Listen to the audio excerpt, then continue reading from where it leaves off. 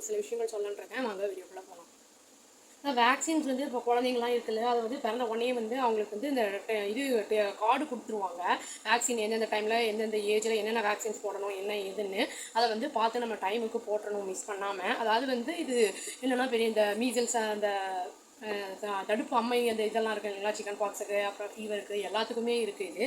அதெல்லாம் வந்து முன்னாடியே வரத்துக்கு முன்னாடியே இதெல்லாம் போட்டோம்னா சப்போஸ் அதவே மீறி வந்துச்சு அப்படின்னா கூட பாதிப்பு வந்து கம்மியாக இருக்கும்.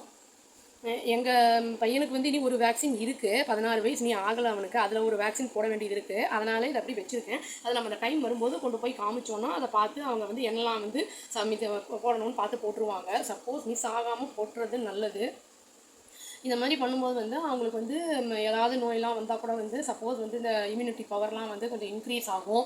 அப்புறம் வந்து இதே மாதிரி பெட்டுக்குமே வந்து உங்களுக்கு வேக்சின்ஸ் எல்லாம் டைமுக்கு போடுறது நல்லது. வெளியிலலாம் ஷெல்டர்லலாம் கொண்டு போய் விட்றோம், நம்ம வெளியில் போகிறோம் அப்படின்னா வந்து ஒரு மற்ற நாய்களோட வந்து டிசீஸ்லாம் வராமல் இருக்குங்கிறதுக்காக வந்து இந்த மாதிரி வேக்சின்ஸ் போட்டுக்கிறது நல்லது. அதுங்களுக்குமே வீட்டில் வைக்கிற பெட்டுக்கு, ஏன்னா அதுக்கிட்ட வந்து நம்மளுக்கு வராமல் இருக்கும். இப்போ சப்போஸ் நம்ம இதெல்லாம் போடாமல் விட்டுட்டோம் இன்ஜெக்ஷன்ஸ் அப்படின்னா வந்து போலியோ வரத்துக்கெல்லாம் வாய்ப்புகள் இருக்குது. அப்புறம் இந்த போலியோ ட்ராப்ஸ் எல்லாம் வந்து இந்த 5 இயர்ஸ்க்குள்ளே இருக்கிறதெல்லாம் வந்து சொல்கிறாங்க இல்லைங்களா, கவர்மெண்ட் கொடுக்குறது, அதெல்லாம் வந்து போட்டுக்கணும். அந்த மாதிரி நம்ம வந்து குழந்தைங்களுக்கு கொடுக்கும்போது டிஃபார்மிட்டிஸ் எல்லாம் இல்லாமல் நம்ம வந்து பார்த்துக்கலாம் குழந்தைங்கள. இது வந்து ஃப்யூச்சரில் எதுவும் வராமல் இருக்கிறதுக்காக போடுற இன்ஜெக்ஷன்ஸ் தான் இது, அதாவது ப்ரிவென்ஷன். இதெல்லாம் வந்து பண்ணணுன்னா குழந்தைங்களுக்கு வந்து நல்லா ஹெல்த்தியாக இருப்பாங்க.